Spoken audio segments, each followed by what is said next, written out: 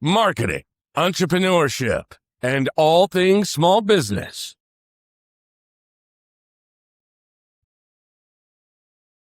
You're listening to the Jurassic Marketing's Triceratops. Now, here's your host, Justin Miller. All right, welcome back to Triceratops. We have final guest of the month, right? Another guest. We're on a roll. Yes. And we're back in my wheelhouse. You are. This is the closer to where your last episode. I was intrigued by the lawyer who does video. Yes, because he does it really well. Yeah, and that's your job. That's so, I like that. I appreciate that. Yeah, I studied him a little bit afterwards. I'm like, well, he really does do one a day too. It's crazy. Yep, I've learned a lot about legal marketing. I've learned about organizational development, and today we're going to talk some old school direct response. I'm hoping, although we'll go where we want. And I teased last week with our guest initials, which was a little misleading, but I gave you a DD. Not 100% accurate, but did you have a guess? I immediately thought Dave D. No, that would be a good guess. We could get Dave on here. Yeah. Well, I mean, I figured since he's written a forward for one of your books that he might be a guest. Yeah. I mean, maybe I wrote that and, you're like, can you attribute this, please? Thank you. Don't share your secrets now. No. I wouldn't do that. All right. That was my guess. And clearly I'm wrong. Yeah, you're wrong. Okay. It's a good guess though. You get that. But but met him in similar circles. Okay. So our guest is Doberman Dan, who some of you's name will know. Doberman Dan Publishing, not actually his real name, but we'll let it slide. Well, you don't use your real name. No, either. nobody. You know what? No, I don't use my real name. I'm the only one. I'm the only fool using my real name here. All right, but Doberman Dan's here. He's been a 30-plus year serial entrepreneur. I like this. He writes, he's an introvert who actually likes to sit in front of the computer creating stuff. And I think you'll find a lot of marketers actually are. We're able to function when necessary in environments that are structured. But he figured out how to write stuff that brings in a lot of new customers and revenues, and I believe he's understated that greatly. Dan, welcome. Appreciate you being here. Thank you, Justin. Been looking forward to this. I'm a fellow dinosaur, so, looking forward to catching up.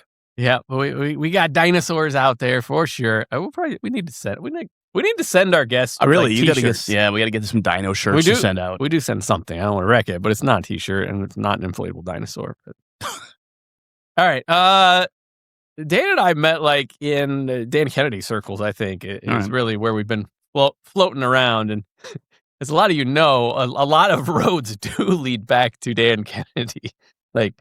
One or two or three circles out, and like I think you got my whole world at 3 circles out. It's like 6 shades of Dan Kennedy. It's like, but we all have our unique strengths, and I don't think any of us is like just duplicate and implement what Dan says. So we all. All right. It doesn't always work well unless you're Dan Kennedy. All right, Dan, tell me a little about who you've been serving over these recent years and in what capacity. And then we're going to dig in with some stories and we'll go as deep as you want tactically today, or we can stick strategy as well. Okay. I'm up for whatever you guys want to talk about. I are a writer. Never intended to be a copywriter. I just after 9 years of multiple serial business failures, I started a mail order business. This is pre-internet days. And I had to write stuff for the mail order business. I didn't even know you called that copywriting. I didn't even know that there were guys available to do that as hired guns. So I've always done, my copywriting and marketing, I've always done it for my own businesses until I sold a bodybuilding supplement business in 2012. And then I thought, well, I don't know what business I'm going to start next. So I'll just start, hiring my brain out as a freelance copywriter. And, been doing that in some form or another ever since. So, mostly I've done a lot of work in health, fitness. I don't know what you call it. Business improvement / make money, something like that, whatever you call that. Done a lot of work there. Not much in financial, but a little bit in financial. And so, mostly the people I serve are businesses already using direct response marketing and direct response copy. Yeah. So you've been serving direct response longer than I have. I was a consumer about the time that you were serving that. But at this point, we got a lot of choices for marketing. Like you did it because you had to, right? It was offline. There wasn't online. It didn't exist or in any usable format exist at that point. Um, you still continue to do offline marketing, and we've talked about my choice and why. But I'm curious why you still are doing offline as your primary. Well, so like I'll give you an example. That bodybuilding supplement business I sold in 2012, that was an online business. Um, I wouldn't say a majority. I'd say, maybe 60% of my lead flow slash customer acquisition was online based, but I still ran lead gen ads in the bodybuilding magazines. But a lot of it was like email marketing was working great back then. It ain't working like that nowadays, but back then it was working great. So a lot of email marketing, but I never gave up on the offline stuff, and especially direct mail, um, for back end offers, direct mail in my house list. Simply because I'll just give you a quick example. Like every month I had a promotion for a certain product or bundle of products. And so I'd promoted an email with daily emails for 7 days. And usually on the last day, like there were 3 or 4 emails, on that last day. Those emails would go out to a list of 40,000. I'd send one direct mail piece, the exact same word for word sales copy. I'd send one to like a small list of my hottest buyers, my most recent buyers, my multi buyers, my highest price point buyers. So that would usually go out to about 1,000 people. So 1,000 people in direct mail versus 40,000 in multiple emails over a 7-day period. The direct mail piece pulled anywhere from 3 times to 8 times more sales than the email series. So that's why I never gave up on the offline stuff. It was the most efficient, most effective, most profitable stuff I did. Yeah, and it's more difficult though, right? So I know one of our challenges in getting people to come back to or start offline that are starting from an online standpoint is like it's an actual tangible thing that requires a little more thought, effort, and a lot more money typically to send out. So I'm curious, as things evolve, it seems like email and stuff gets cheaper and offline gets more expensive. Where do you see that going over time? Because we have another postage increase coming probably about the time that this episode airs. So I hear. um, you just reminded me of a funny thing Gary Halbert said one time. And man, this is probably 2005 to no, maybe 2003 when I first heard him say it. And it's even more applicable now. He said, because everybody would tell him, Gary, why should I send direct mail? It costs money to print and postage when I can email for free. And he said, email is free for someone who doesn't value their time. Ooh.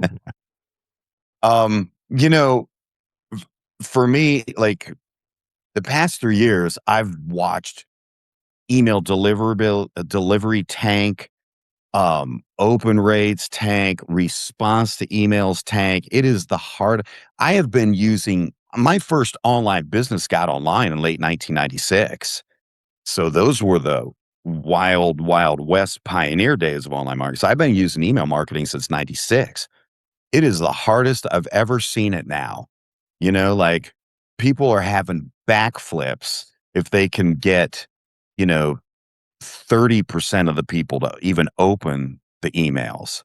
So that's why I've never given up on direct mail. It's just so much harder to ignore. Yeah, it costs money, but there are ways to mitigate it. So, the lowest hanging fruit, most sure thing you you can possibly do is to mail a back end offer in direct mail to your customer list, and if you really want to make it a slam dunk, you mail your most recent buyers, who are also multi-buyers. They bought more than one product, who also buy your highest price point stuff.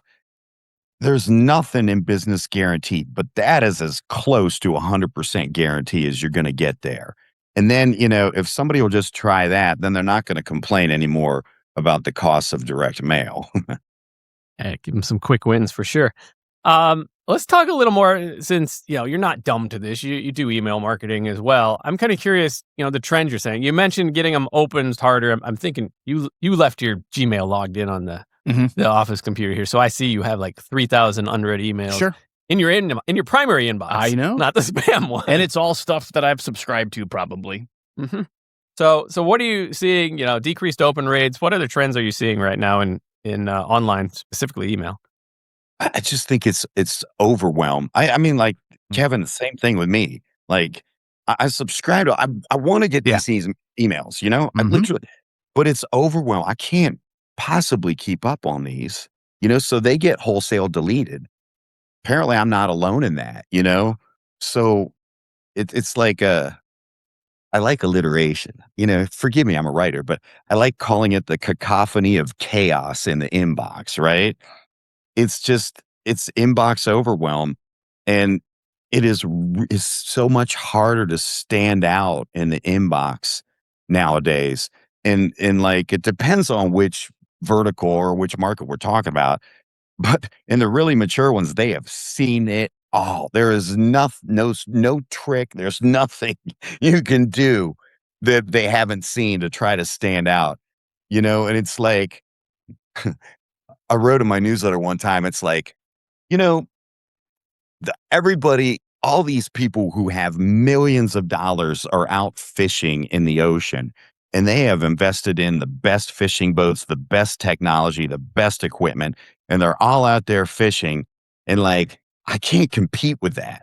But I found this little fishing hole, this little pond, and I'm the only dude there with a pole. And I'm just like, I'm just catching them one after one. That's how I view offline, specifically direct mail. It is so much easier to stand out. First of all, getting something physical in your hand. There's a study, the Millward Brown direct mail study that they did, MRI studies of the brain, and they compare a marketing message delivered digitally and read on a screen, same message word for word read in physical. And in physical, it lights up all these centers of the brain responsible for spatiality, memory, all the stuff that generates all the buying emotions. So frankly, even if you're not very creative in the mail, you just can stand out that way. Yeah, and I preach that a lot. I try not to use the word you can be lazy with offline, but you can be a little bit lazier. Obviously, put more effort, it usually works better. But I'm hearing recurring themes between guests. Yeah. And they're all from different angles and different experience and even different media.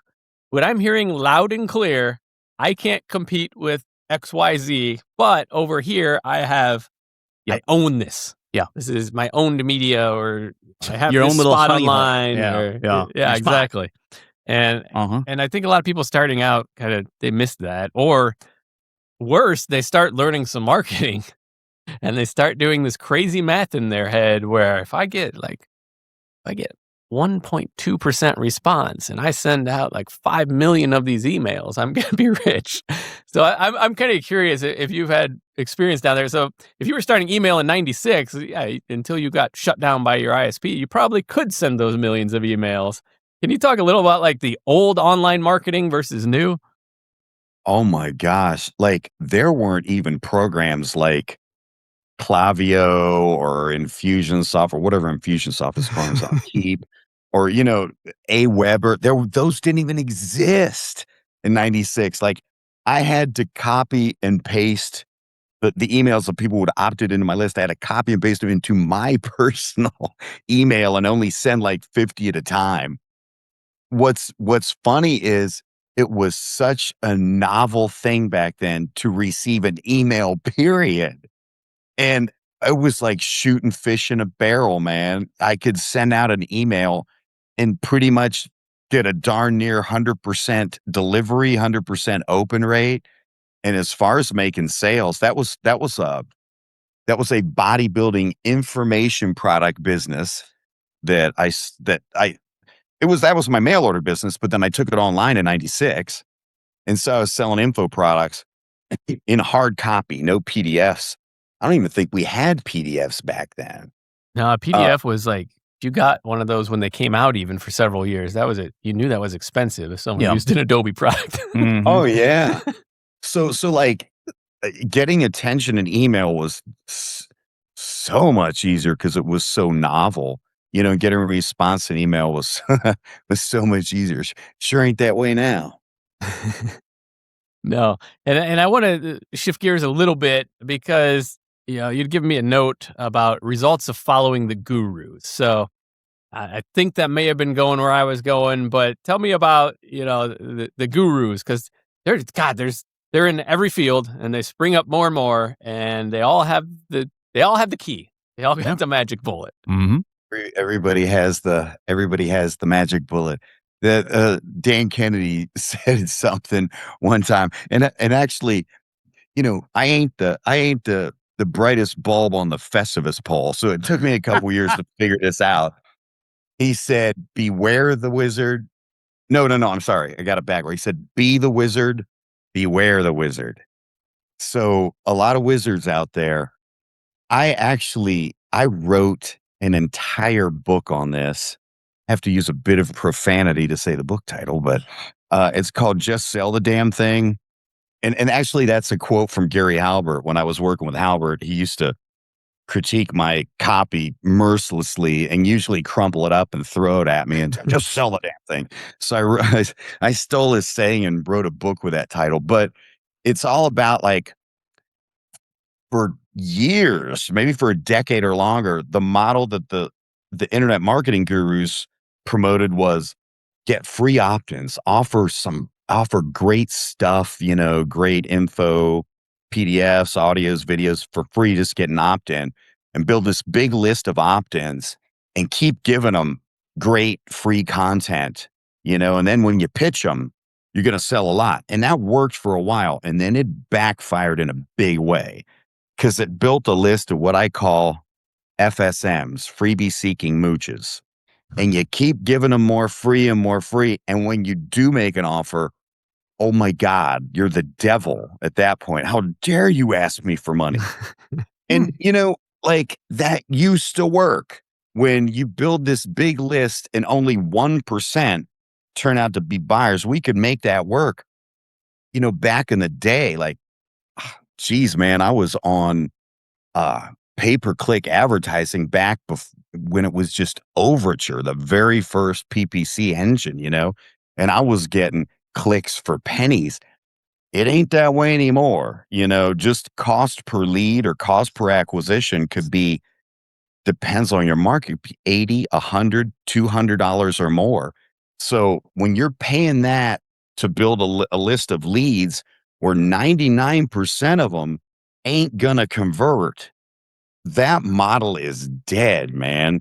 But a lot of the internet marketing gurus kept teaching that, which is why I wrote my book, and just basically told people, if you can get them to pay anything, I don't care if it's 99 cents, you've got a way more qualified lead than a freebie seeking mooch. Yeah, and if you're chasing the freebie seeking mooch offline, it's just going to accelerate the death, right? Mm-hmm. Yeah, absolutely. All right, let's give some tactical story examples here. So I'm curious about your newspaper ad story. Oh, all right. In my defense, I got to tell you, I was still a rookie when I did this. Okay. This is probably mid 90s. I was selling a bodybuilding supplement to that market in magazines that I think if I reposition this as like a kind of an energy boosting product for what I affectionately called back then the geezer market. I thought. Hey, hold on. Are you currently younger than or older than the geezer market you were targeting? It was really funny back then when I was in my early 30s. It ain't so damn funny now that I'm 61. I don't appreciate that anymore. But back then, people my age were the geezer market. And that was the people reading newspapers and buying from newspaper ads. So, um, what I didn't understand, like when I was running ads in the muscle magazines, I would get, depending upon the magazine, anywhere from a 3x to 6x return on advertising spend. Now, I didn't understand that that was highly unusual back then because I was brand new. I thought that was normal. So I ran it I ran it as an energy boost or whatever it was in the newspaper ads as a test, and it came back at break even. In other words, whatever, invest 2,000 for the ad, it brought back 2,000 in sales. I thought that was a horrible, horrible failure, and I never rolled out. What I didn't realize, you and I, we'd be having this conversation today with me on my private island if I would have understood that I had stumbled upon a way to, I mean, back then, newspapers were still huge circulations. I'd stumbled upon a way to get literally probably millions of customers for free for a supplement business. And I really truly believe I, I literally could have made enough money to buy my own private island, small island. But, I screwed it up because I was a rookie and I didn't realize you are not going to make money on your customer acquisition in any medium. I mean, like it is highly, highly, highly unusual for that to happen. You got to be prepared. If you just get customers at break even, you're basically getting customers for free. Yeah, I think a lot of people miss that, and I got it summed up in a sound effect. We have that. Been looking for a reason to use that. It's That's perfect. Right. Now you found one. You can still have an island. It's just going to be in the Mississippi by us over there. A little muddy. Yeah, the water's not Cold, nearly as very clear muddy. for sure. All right. Tell me about the gym bag mailing. This also piques my curiosity. Okay, this is also that bodybuilding supplement business. I told you I'd send a direct mail promotion every month. And so one month I was thinking, oh, let me see. Can I get this down to 2 pages? I want to save some money. And then I realized, wait a minute. I spent anywhere from $80 to $100 acquiring these customers. Why am I trying to be so cheap on my direct mail? So, like, I had an immediate paradigm shift. I thought, the people I'm going to mail are my best customers. I don't want to be cheap with them. I want to send something that really gets attention. And so I found these leather gym bags. They looked pretty swanky to me, but I found a wholesale source for them where they were only $12 a piece. And so I bought enough. It was not a big mailing, right? It was only a couple hundred pieces, but a couple hundred of my best customers. So I bought a couple hundred of those gym bags. I put a personalized letter in there. I'm trying to think what else went in there. But I mean, the gym bag alone got attention. And so they went out in the big priority mailboxes, and inside the gym bag was the sales letter. And it was an offer for, I'm going from memory, so don't quote me on the price, but I'm pretty sure it was around a $500 a month continuity program, which in that market, that was a lot of money. Like most people were probably spending 50 to 60 bucks a month for any kind of supplement continuity. That was a big ask there. It was like a bundle of products. And I got some crazy high closing rate. It was like over 35% took me up on that offer. And so with that one mailing, I had generated tens of thousands of dollars extra a month in continuity. And it's just because that's the kind of stuff you can do in direct mail to really stand out and get attention. And so granted, I mean, like, it wasn't the cost. It wasn't a buck per letter. It was the $12 for the gym bag, whatever priority mail was back then, $7 for that, whatever for the multi-page sales letter. But, it stood out. They had never received a mailing like that. And most people still haven't. Probably not. Yeah. I mean, I think I can still recite everyone that's sent me a bulky item that's worth more than $10 since I started this company. You know, I can count them on both hands. And I'm tied into marketing circles. Like we all know these things. Not many people actually do them. All right, we've gone over time, but you got 5 more minutes? Oh yeah, Because I got enough prompts here that I say it the piqued two of my you- curiosity. I'm just sitting listening to you guys talk. This could go on all day. No, I got kids to pick up at some point here. But all right, and by the way, like Dan is still like in the gyms. Like I would declare it powerlifting. I don't know if it technically is or not, but I feel pain when I see his pictures of stacks of weights. No, I believe that. Yeah. I got just one that's the medium size. I'm in that same boat. I get it. All right, tell me the AG story. Oh, okay. So I can't disclose the name of the client because everybody would know the name because they recently were bought out by a big investment firm and they've gone public, national TV commercials and everything. But when I was working with them, they were still an entrepreneurial run company, completely online based. And I had the crazy idea of, hey, let's try some offline stuff too. Won't that be fun?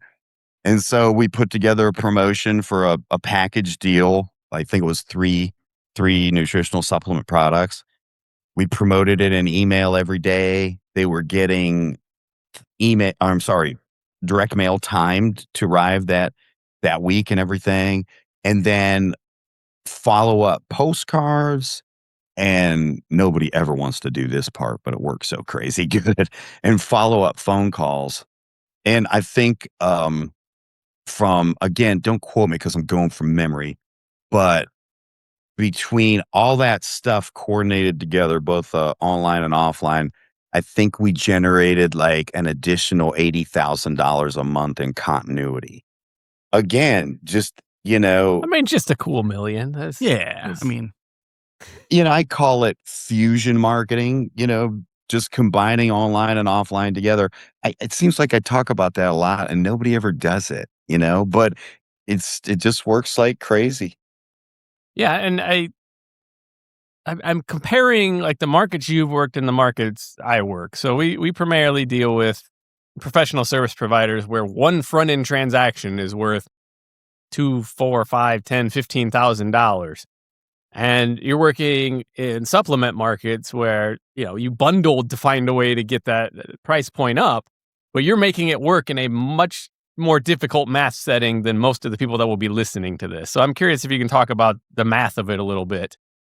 Oh man. Now see the kind of businesses you work with, you're talking about, I love those numbers.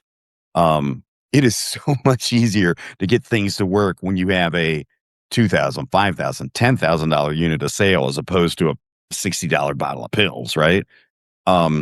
That's it makes the numbers so much easier. Like the gym bag mailing we're talking about, that should be a no-brainer for somebody selling a whatever $5,000, $10,000 deal. I mean, the thought process should be, how do I send a more expensive mail? What No one ever comes asking us that. I want that phone call and they never come out. It just makes the numbers work. What's your maximum allowable cost to acquire a customer? Well, man, when you were selling a $60 bottle of pills, that's a hard deal. Like if you can get a customer for $120, you've gone $60 negative. Nowadays, people are doing backflips. They're so happy about that. You're selling a $5,000 thing on the front end. We can spend up to $5,000 to get that customer and we're still going to do okay. Because now you're dealing with what Howard used to call PWM, right? A player with money. They're going to spend $5,000 on a front end. Well, man, oh man, what can we sell them on the back end and how much will that be? So I just love those kind of numbers. It makes it so much easier and more fun. Yeah, it's gonna because your markets and your numbers that you're mentioning scare the hell out of me. So you only have usually our clients only have so much leeway to get an ROI or so much time or so much money to put into it. So if you're listening and you're in a market where you may not see it as profit. Like if you sell something, if your service is $5,000, yeah, I realize you got cost, right? But you don't have $100 margin either. We're lying if we're saying that. So yeah, you really should be looking at that. And that's some of the math you and I have discussed. Like even, I use the example of the wedding industry I was in initially, in first company. Like, we did newsletters, which we didn't even get a chance to talk about. Maybe Dan will have you back. But the math was if someone refers in every 40 years, I could afford to mail them. Like it's hard to say no to that. Yeah. It's a no-brainer. Before we wrap up, what should I ask you that I did not ask you? I don't know. I can't really think anything. I think you covered it great. Yeah, he let me off too I'd easy. say usually they have an answer for that, but he's just like, no, you did it right. You got everything. You guys do know each other. I can tell. There's only so many dinosaurs in the world. Well, I mean, that's true.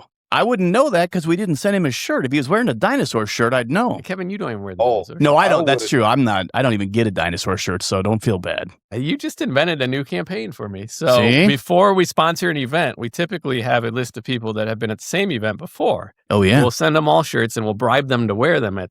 Yep. See, there you go. Slam dunk. I just want some kind of credit at the bottom of the page in like 2-point font. Nope, you get a shirt. I get a shirt. That's awesome. All right. Dan, if people want to learn more, reach out. We didn't even talk about what you do and how you can help people, but you have like an awesome newsletter and you do have good content. So how can they learn more about you? Oh, the best way to get into my world is just go to my website at dobermandan.com. And if they opt in on the list, they're gonna be put through a process showing you what you should do with your brand new leads instead of giving them free content ad infinitum before you sell them something. You might actually ask them to take some sort of action? Ooh, really? Wow. Yes, we're warning them up front. We're practicing what we preach here. I like it. Sometimes it's easier said than done. We catch ourselves every once in a while here. Dan, thank you for being a guest. I greatly appreciate it. And yes, we'll have you back on because I got more notes and I got more questions and we just don't have time. So thanks again. We come back next week.